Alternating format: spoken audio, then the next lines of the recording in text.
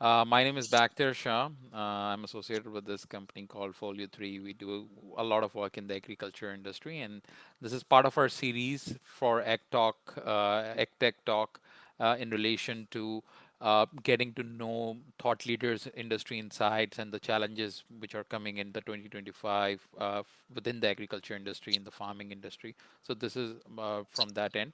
So Samuel, if you can introduce yourself for our audience real quick, and then we can deep dive into some questions. And if you can share some journey about yourself, that would be nice. Okay. Thank you. Thank you so much for inviting me. I am truly honored to be part of AgriERP's Thoughts Leadership Series. My name is Samuel Bamidele. I'm from Nigeria. I had my undergraduate degree in soil science and land management from Federal University of Agriculture, Abeokuta in Nigeria. Then after that, I moved to construction industry where I was working as a quality control for soil stabilization. And then I decided to come for career programming in the United States. So I did my master's at University of Delaware, Hmm. once at soil sciences, and my project focused on rice and residue, water residue impact in rice system to see how that affects soil health indicators for farmers. So that's the basic thing. So after my graduation, I work with Soil Health Institute in the Cotton Blackbird region in United States, where we're doing some soil health sampling with farmers in those regions. Then I did that for like 4 or 5 months. Then after that, I moved to K-Tech in Texas to work as a project soil scientist and natural resource consultant for the past 1 year, and it has been good. So in renewable energy, it has been a great time. Yeah, that's just Awesome, basically awesome, about me. awesome. That's good to know, and quite an interesting turnaround of things over the years. Uh, I'll deep dive into some questions and want to know your thought about this, because you've been from an educational standpoint as well as from a professional career standpoint, been associated with soil health. So, what are the Yes. key challenges you're seeing right now in the soil health overall, globally, and within United States as well? Specifically, from your background of work related to soil health and sustainable agriculture. So, what are the biggest threats do you think are there, and is there a need for awareness as well? Oh, yeah, I think there are several key trends shaping agriculture, and soil is the central to many of them. And one is the rising of regenerative agriculture. Most farmers are embracing systems that prioritize long-term soil health, cover cropping, no-till, diverse rotations, not just for sustainability, but for economic resilience. And the most trending thing is that soil is no longer viewed as just a growing medium, but as a living ecosystem. Another trend is data-driven land stewardship. From digital soil maps to AI-informed nutrient plans, we are seeing a convergence of technology and ecology, and the use of sensors, drones, and soil carbon monitoring tools and all those things. And there's a lot of changes because most farmers depend on the profit, but they don't see the impact of what they are adding. So that's one of the major problems, and this leads to a lot of low nutrient in soil, low productivity, in soil health because there are a lot of indicators in soil health. One of the examples is carbon. One of them is also bulk density. You're looking at aggregate stability of your soil. But most farmers, they don't really care about those things most times, but they just want to get a profit. So in soil health, what I've worked basically more about soil health is that, um, you know, the major thing is that people don't care about the soil. People just care about what they want to get from it, but how to protect the soil. And soil health is in different phases, indicators in different phases. We have the physical indicators, we have the chemical indicators, we have the biological indicators. Those indicators helps to protect. When you protect those indicators, help to improve your soil. So one of the most thing is that there's growing momentum and around climate smart agriculture, which is relating to regenerative agriculture and soil health. And this is where public-private partnership actually matters a lot. From government standpoint to farmer Hmm. standpoint, to industry and academic standpoint. Yep. No, no, absolutely agree. And this is related to the climate change acceleration which is going on, and then the external pesticide applications, different kind of fertilizer application. So, do you think that these extreme weather patterns and extreme farming practices in relation to inorganic means, all those things, and droughts and floods, does they also affect soil quality and fertility and the yieldness of the soil in long term? And it's a big concern moving forward. Yeah, it's actually a big concern because when there's over application of inorganic fertilizers, you know they kind of there's in if rain falls, it washes them to a water body, and which kills a lot of fishes and aquatic animals. When and sometimes when they don't really make drainages or make paths for water to flow, it leads to soil degradation, which continues to outspace the restoration. Especially in areas affected by monoculture. When there's monoculture, just same plant every time, excessive tillage, overgrazing, we lose billions tons of topsoil globally each year. And that impact food security and water quality.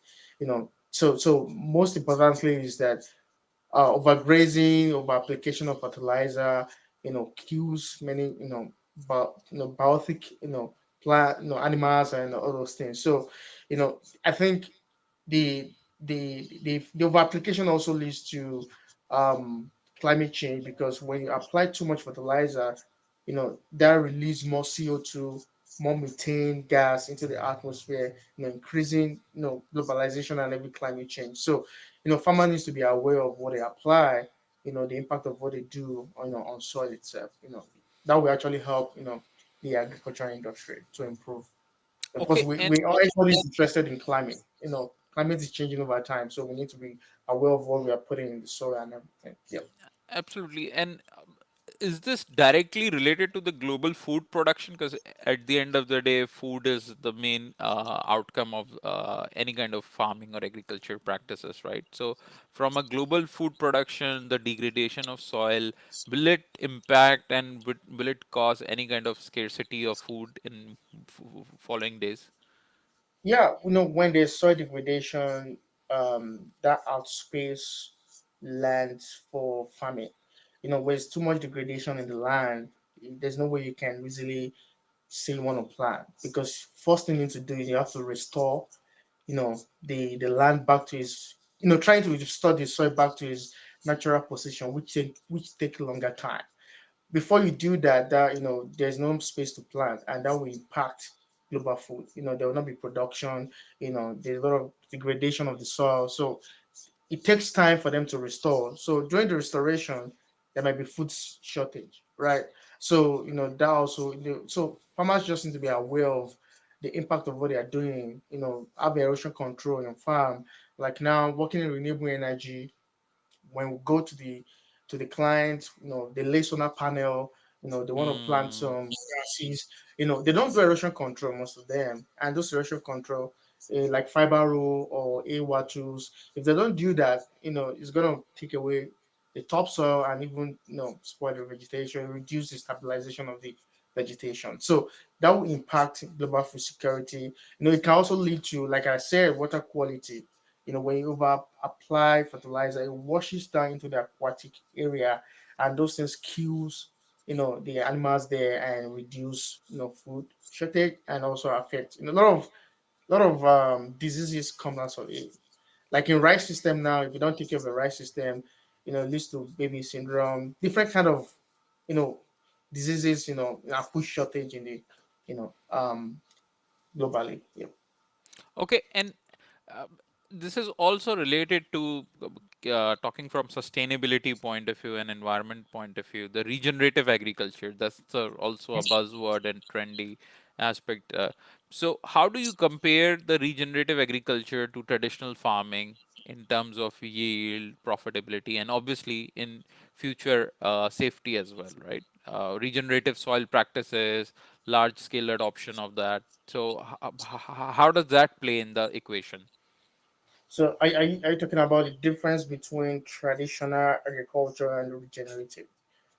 So for regenerative agriculture, you're trying to protect the soil. You're trying to apply organics. Mm, Example of poultry litters, you're applying some straw, to stabilize the soil, doing no till, not doing excessive tillage. That's regenerative agriculture. You're trying to conserve your aggregate stability, making sure, because regenerative agriculture leads to soil health, because soil health, when your soil is healthy, that means you're practicing regenerative agriculture. And regenerative agriculture does not just come within a year, it's an over time practices, right? But traditional farming, not really traditional farming, talking about um, excessive tillage. That's what you're referring to. So if you're doing excessive tillage, you reduce the biotic animals, you reduce a lot of things in the soil. Can lead to the soil is well open, and this can lead to erosion, can lead to gully erosion, leads to a lot of things. So the benefit of doing regenerative agriculture increases your productivity and helps to sustain your soil over time for more production. So, but traditional agriculture like excessive tillage, and people do like thousands of acres, and they're actually, the topsoil is overexposed, and doing monoculture, the same plant every time, no applying organics, putting some straw, no applying some fertilizers, not really inorganic, but organic fertilizer, doing no till, not conventional farming. Traditional is like conventional farming. You might have profit, you might have good production, but you are not protecting the soil. So the idea of regenerative is to protect your soil while having good profit. So that's just kind of like the difference. amazing, amazing. Thank you. That's very informative and very relevant, I would say. Now, coming to the technology side, because that's a very important aspect, right? You can comment on this in detail, that how the new farmers, new agriculturists, are they individual or companies or corporations, they are using technology for effectiveness. So do you think precision agriculture is helping farmers monitor the soil health more effectively? And what are the key indicators in utilization of technology and precision agriculture in farming practices nowadays? Yeah, so the future of agriculture must be regenerative, inclusive, and climate ready. Technology has a critical role, but it must be designed in service of living ecosystem. Not to control or bypass them.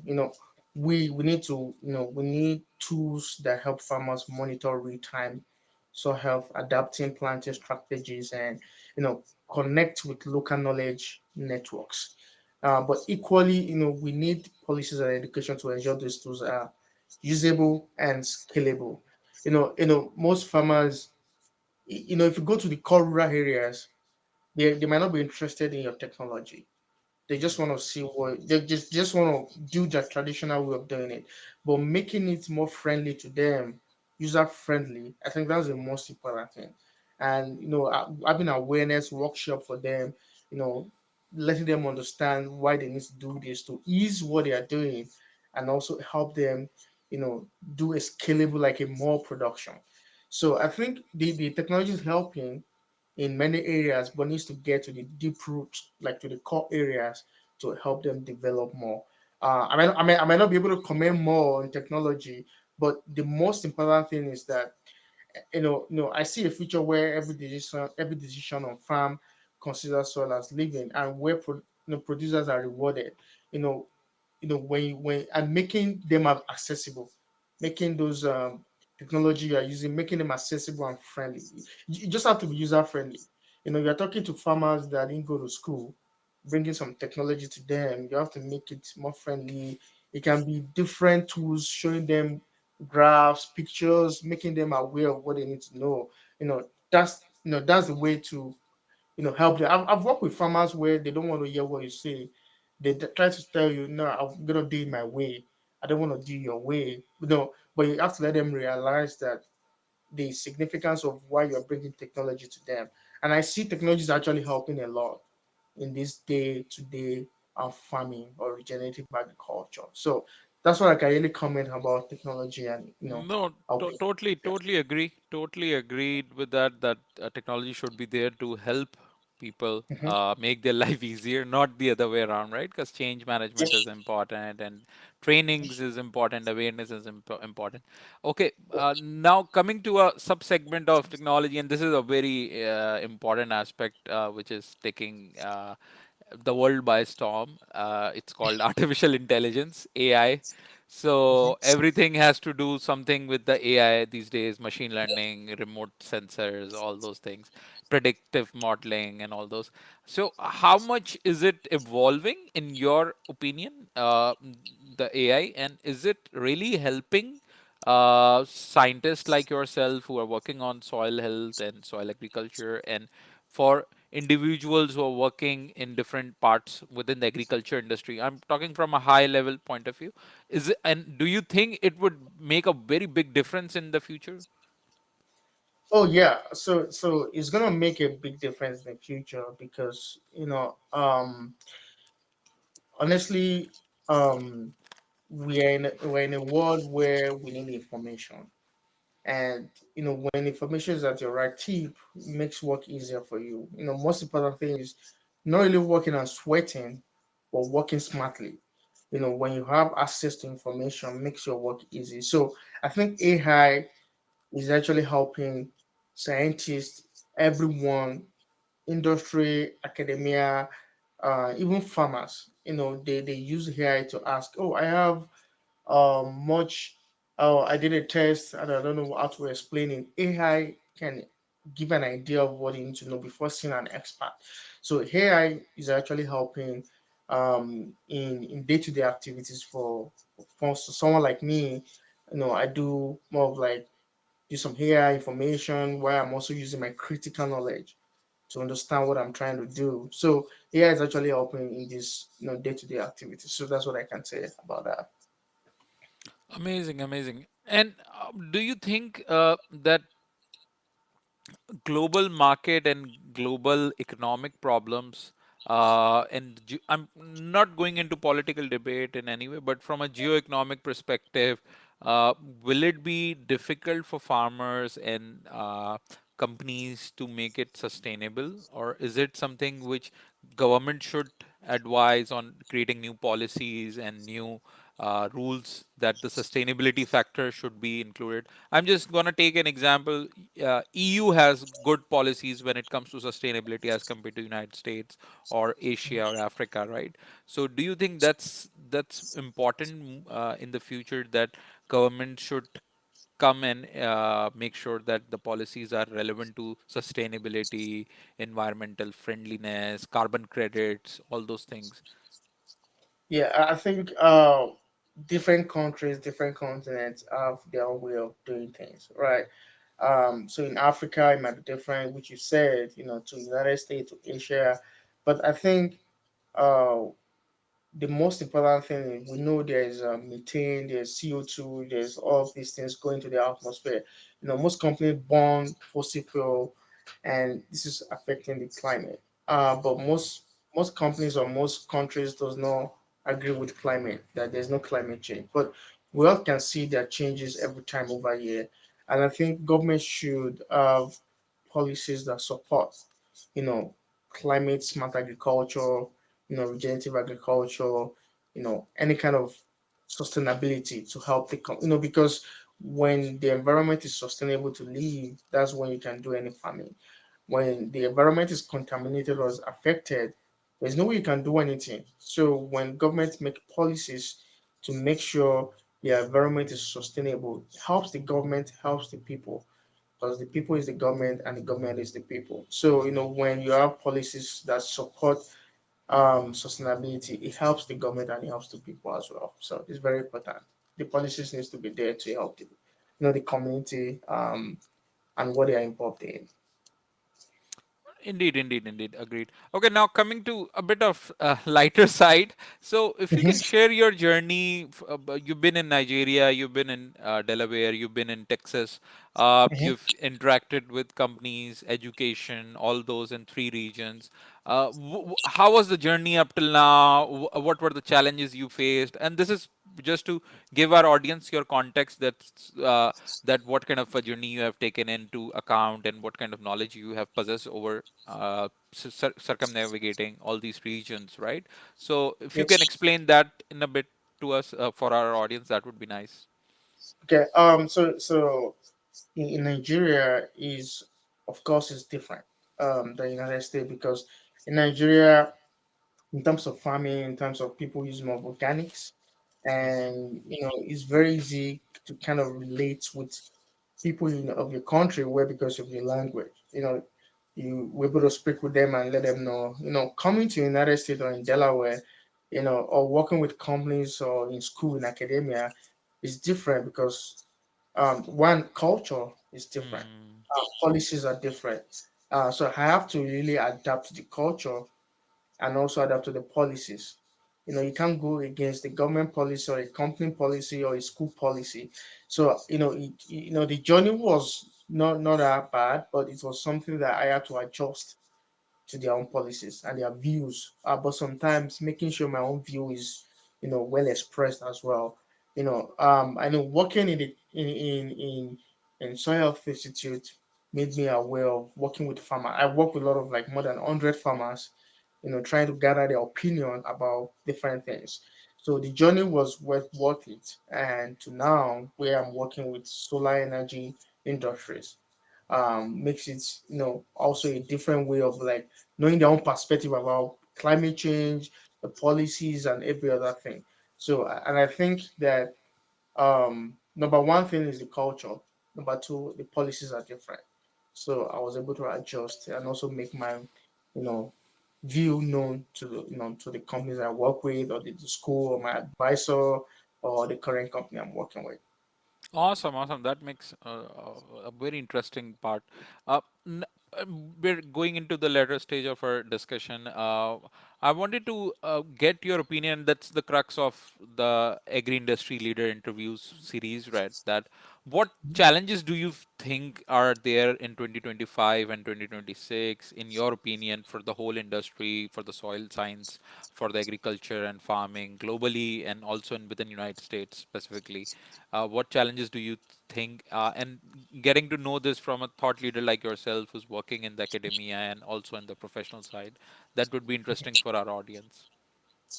Yeah, I think the challenges that I actually foresee for 2025 and beyond, I think there are several layered challenges I see emerging. One is soil degradation continues to outpace restoration. Especially in the areas affected by excessive tillage or overgrazing. We still lose billions of tons of topsoil, as I've said earlier, each year, and that impacts food security and water quality. Another thing is climate unpredictability. Is making planning more difficult. From extreme rainfall events to prolonged droughts, farmers need more resilient system. That includes, drought tolerant crops, better soil water retention, and diverse, income streams. And also a big challenge that I see is access to technological knowledge, or technical knowledge and resources. Many producers want to shift, to regenerative, practices, but they don't have localized guidance or upfront capital. That's where consultant, extension agent, soil health networks can play a huge role, and also rural land use conflict. Especially with solar extension and infrastructure project, can disrupt land productivity if not managed with care. I work on sites where previous mismanagement has compacted soils and left vegetation disturbed. We need more standard around post-project land restoration. So I think those are the challenges I see: climate unpredictability, soil degradation, lack of technical knowledge, and conflict as well. So.